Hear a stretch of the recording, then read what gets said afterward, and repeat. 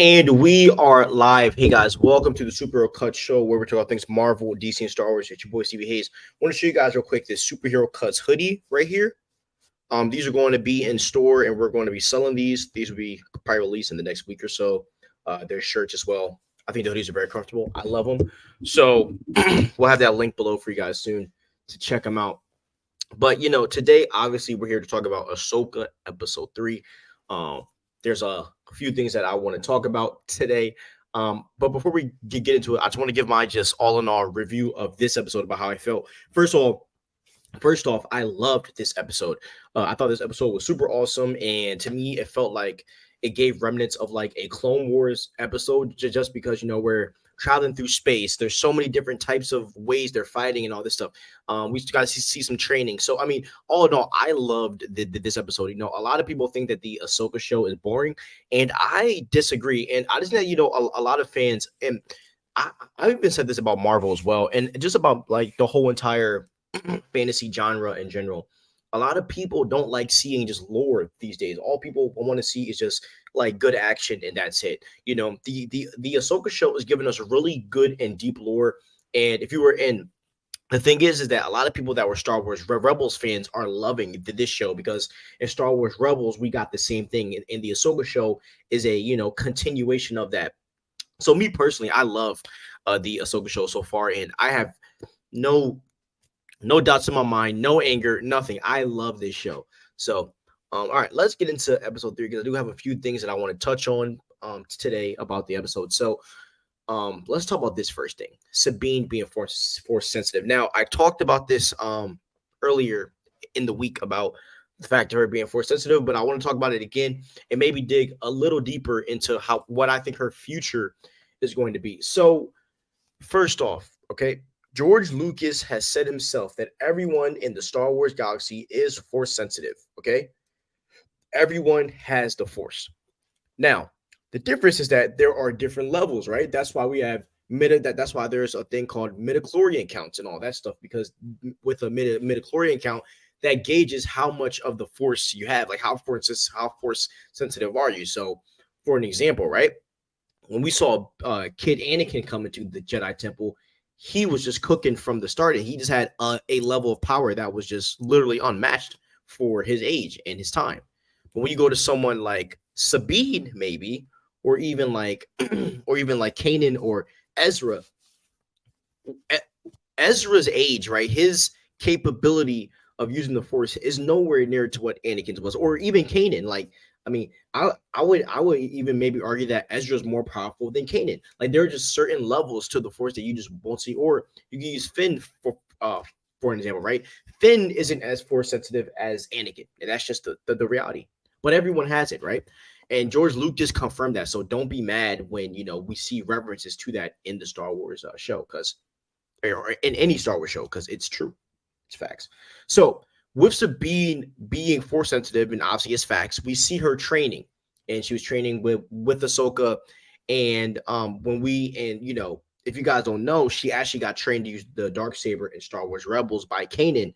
And one of the ways that she kind of figured it out was, to an extent, by her putting aside her emotions, because in the Star Wars Rebels show, her emotions were keeping her from mastering the dark saber, because the saber itself kind of feeds off of your emotions. That's why Din Djarin had a tough time using the dark saber, because of his emotions and the way that he felt about it. And so basically, Sabine, as I said, she's getting angry, still using her emotions, and she's not figuring out how to sense things and to be, and she's just doing terrible.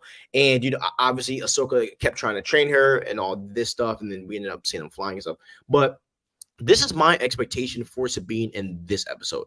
The only way Sabine will level up in Star Wars is if she turns to the dark side, because we all know that when you turn to the dark side, you can skip some levels, because a lot of people are thinking that Sabine in this season is going to become a full-blown like Jedi using crazy force abilities, and that is not possible. Okay, becoming a highly trained Jedi takes a lot of time. Okay, yes, we saw Luke Skywalker have a pretty fast turnover, but let's remember, guys, Luke Skywalker is one of the most powerful Jedi to ever live. Okay, like one of the most powerful Jedi. So that's a whole different story to what Sabine is. At most, at most. I expect at the end of the episode for her to be able to move the cup, or for the cup to come to her hand. That's probably the most powerful I see her getting. And for her to master becoming a Jedi, and for her to master becoming this powerful in the Force, is going to take years and years of practice for her to even be able to figure it out. So I don't expect her, as I said, to come out like this mega powerful Jedi by the end of this season. And if she does that, it's completely out of line. All right. If she does, I'm not going to like it. But I do expect to see some improvement, because I do believe that, and Star Wars has showed us, right, that with practice you can become better. Think about Obi-Wan, right? Obi-Wan Kenobi is nowhere near the power level of Anakin. Obi-Wan shouldn't have beat Anakin, but you know what Obi-Wan did? He practiced, and Obi-Wan developed a defensive fighting style that made him one of the most powerful Jedis of his time. It was not his connection to the Force that made him powerful. It was the fact that he practiced and found a style that works for him, if that makes sense to you guys. So take that to the bank. Okay, so yeah. Now, I could see a situation where maybe Sabine turns to the dark side for a moment in the show. As I said, where she levels up and becomes powerful. Maybe if she turns back, she'll stay at that power level. That's the only way I see her skipping. Other than that, I think Sabine's going to be pretty, like, not as force sensitive as you think.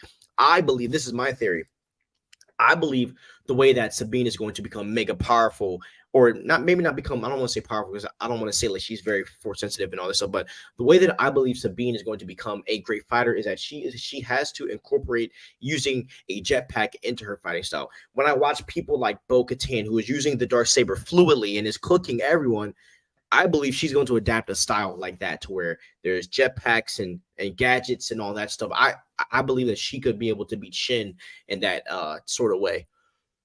And that's where I think it's going to come to, because like when you're looking at the way that the show is going right now, at the end of the episode, spoiler alert, at the end of episode 3, they're literally stuck on this planet, and they're just in the forest trying to hide from Shin and Merrick and the rest of the team. But Balin just sent hunters after them, so Sabine's going to have to find a way to adapt. And I believe that I believe she obviously brought her jetpack. She's a freaking Mandalorian, so I think she's going to use those ways to kind of incorporate into her fighting style. And I believe that's how she will beat Shin, because she's going to beat her eventually.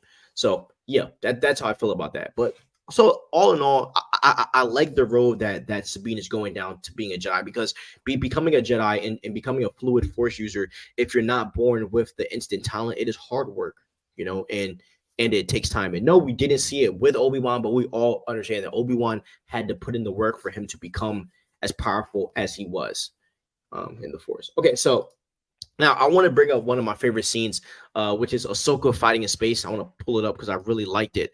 I thought it was super dope, so I'm going to pull it for you guys. Okay, so yeah, this is one of my favorite scenes so far, and I literally freaking just loved it. Hold on, pull this up, all y'all. Here we go. Okay, now let's play this real quick for you guys. So this is Ahsoka literally coming out of space. This is just like a Star Wars Clone Wars scene, bro. Like from the animated. I literally was having like just this was a nostalgia moment for me, bro. Oh my goodness, look at that. How awesome that is. Here comes the ships. Merrick in one ship, Shin in the other. Look at that. So freaking fire, bro. Oh my goodness. Obviously, it's being trying to fix the ship. And then I think this is when she slices and dices one of the ships here. Uh-oh. Slice and dice. Oh, so fire, bro. Oh my gosh, so fire. Excuse me. I loved this scene in this episode. This brought me back to, the old school Clone Wars animated show that I grew up with, where Anakin and Ahsoka would put on the helmets and they would go out and fight in space and stuff. So I really like that. I hope that we get to see more stuff like that in this show. It seems to me like Dave Filoni's kind of going all out, like with this show and like what he's doing. So I'm like really happy about that. And I really, I'm being honest, guys, I really do love this show and some of the things that they're doing. Like for me, it's the little things that you do, right, that make things work. And this is one of those things that I love. So I hope that we get to see more of the Star Wars, the Clone Wars adaptations and stuff like that into this new story. Love that. Okay. So let's talk about Shin and Balin, okay? Because I do think there's going to be a turn in this show, and I'm kind of seeing it more and more as the show goes on, because a lot of people think that Balin is Shin's father. I don't believe that he is, okay? I don't believe he is the father of Shin. And the reason why I say that is because I believe that Shin is going to turn on him, and I think it's going to be pretty horrific the way that is going to happen. If you guys recall back to episode 2, right? When Morgan, the Night Sister, Morgan Elsbeth tells Balin, yo, like we need to kill Ahsoka. Balin kind of makes this comment, basically saying like it's a shame. And Star Wars Theory has this video where he talks about, he thinks that Plo Koon is the reason why he feels a way about Ahsoka, and the theory that's going around is that Balin, he was the apprentice of Plo Koon, and if you don't know, Plo Koon and Ahsoka have a really tight-knit relationship. I don't believe that to be the case, in my personal opinion. I think that Balin is just conflicted, and I mean, it also shows with his lightsaber color, which is another reason why people think that he is the Padawan. He was the Padawan of Plo Koon because of the fact that in Legend, I'm pretty sure Plo Koon had an orange lightsaber. So like, to be real, like, Balin's lightsaber isn't really bleeding red technically. So that's where, and you know, I kind of felt like Balin also had a little bit of resistance just in general. And you see even again at the end of the episode. And when you look at Shin, bro, she's full blown Sith. She's full blown like tripping. I don't think Shin's going to turn, bro. I think she's going to stay where she is. I think she's a purely evil character. And I haven't seen any redeeming quality in her at all. She's legit just a killer. She's a dog. You know what I mean? And so I believe what is going to happen. I believe that Balin is going to turn and try to help Ahsoka in some way. And I think that we are going to see Shin kill Balin. And I think that's going to make her go full-blown Sith. That she's going to be literally just a killing machine at that point. Yeah. And I believe that it's going to go from Balin and Shin to Merrick and Shin, to where Shin's going to be like kind of leading the way with Merrick, and they're going to be going down that route. Guys, just when you rewatch episode 3, just pay close attention, because you can see in Balin's face at the end of episode 2 and in the end of episode 3 that he's conflicted.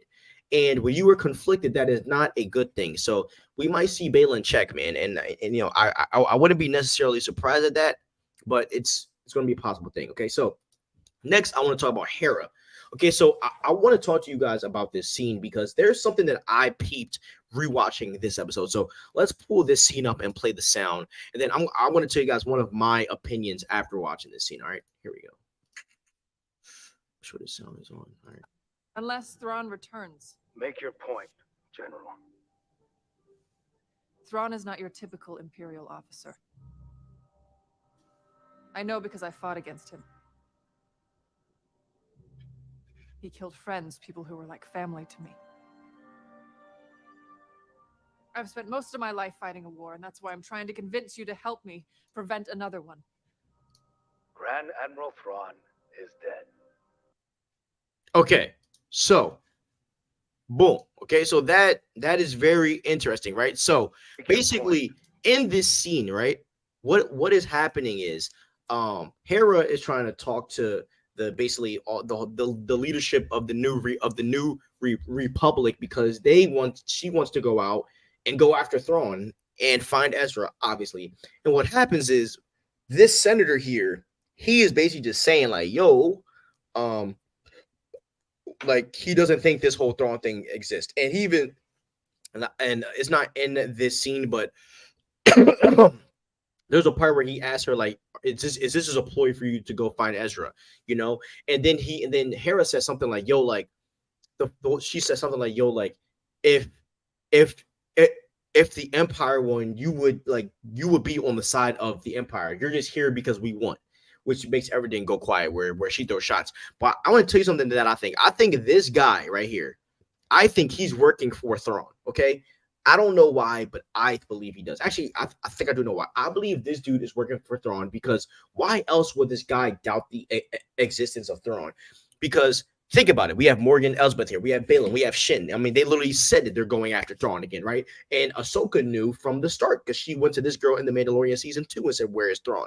So I believe this guy is working for Thrawn somehow, and he's been pulling strings behind the scenes in the New Republic in order for them to, make a comeback, which I think is going to be very, very, very, very, very interesting. And I think that it is going to kind of, put a lot of stuff on track for the heir to the Empire stuff. But this guy I believe, is giving us signs that, Thrawn has been making moves behind the scenes, and he has leaks in the New Republic that's been feeding him information since he's been gone. And maybe this senator is communicating with Morgan Elsbeth, and then she goes and communicates with Thrawn, because apparently they've been communicating through maybe the world between worlds. But Thrawn has heads in there, okay? So, yeah, it's going to be very interesting. And I do think Hera is just going to end up showing up with Ahsoka and them in the next episode, and they're going to go into the new beyond, the new galaxy, the unknown galaxy, my opinion. Okay, so let's talk about this, okay? So how will we see Anakin, okay? Because I do believe that, obviously, there's been rumors that Hayden's going to be in this episode, or be in this show. I think obviously we're going to see him in the world between worlds, and I believe that we're going to see alternate futures and all of that stuff. I'm not sure if he's going to interact with Ahsoka herself. I have no idea. I don't expect it, because I just feel like every time we hype up, these cameos or a character coming back, it's never what we think it is. So I'm walking into it as like it's kind of going to just be a scene where we see them and that's it. I'll be very shocked if it's like a whole interaction with Ahsoka and Anakin. Would be fire though if we got to see that interaction. That it would be very emotional and stuff. But I don't really see that happening to a degree. But that's how things are going to turn out. I don't think it's going to be anything crazy. Okay. And now the last thing I want to talk about is the unknown galaxy, the hyperspace jump. Okay. So I do believe that obviously Morgan Elsbeth is building this hyperspace jump.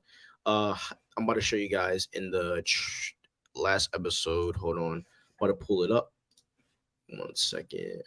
Share screen. So take a look at this. This is obviously what Morgan Elsbeth is trying to build. And obviously that thing right there, she needs that built because they can't get to the new beyond or this unknown galaxy using just regular hyperspace jumping, because I don't think hyperspace jumping goes this far to where they're trying to go. And so this builds the question of how in the heck are Ahsoka and them going to get there? Like, because I don't think they can fit their ships in this thing with Morgan.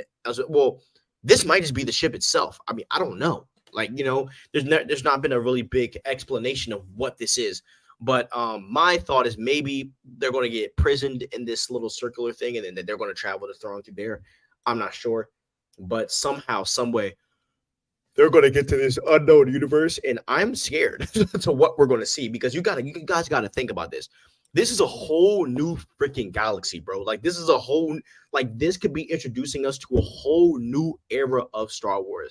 And this might be the way they might get away from the race stuff and all this stuff, is that maybe we're just going to zip to this new universe and galaxy, and they're just going to hang there for a while. I wouldn't be shocked if that happened, guys, honestly. So I would just, keep an eye out for this new galaxy, because I think we're going to see a bunch of new things that it's not going to be what we've seen before. I think there's going to be a lot more mythology. It's going to be very scary, honestly, and I'm afraid to see. I'm afraid, like, personally, what's out there. So yeah, that's how I feel, man. I just think that there was a lot of signs, I think a lot of people aren't really paying attention. I think this thing right here is one of them. So that's how I feel about that. So yeah, honestly, I love this show. As I said, there's a lot that's been put in this show that I can't wait to see. I believe that there's a lot more that we're going to see. I can't wait to get into the world between worlds and all this jazz. So tell me what you guys think below about this episode, if you liked it or not. But also comment to me about the theories that you have regarding the show, because there's a lot of information being put out, and I think that as fans, we have a lot to look forward to. So tell me what you guys think. Have a great day. I love you guys. Peace out.